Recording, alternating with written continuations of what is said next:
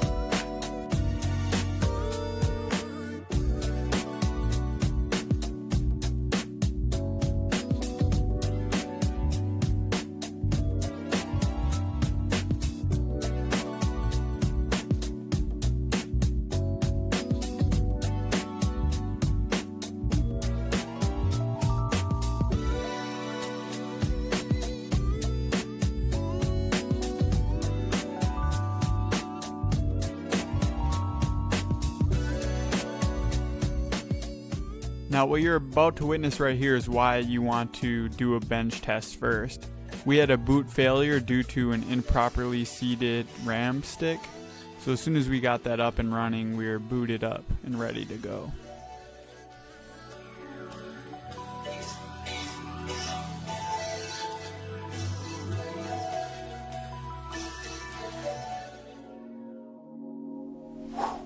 Alright, we got the computer running here, we bench tested it, everything's looking good. So now, the real part comes in.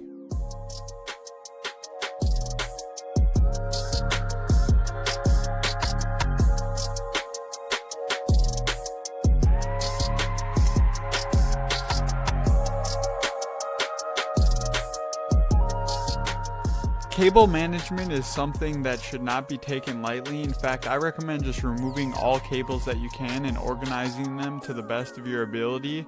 This is something that is very hard to do and to execute flawlessly. It'll help make your build look very clean if you choose to do it. I mean, if you can see here, I even cleaned up after that and made it look a little bit better here. In fact, I installed a few more hard drives and SSDs in there to make data storage a little bit better.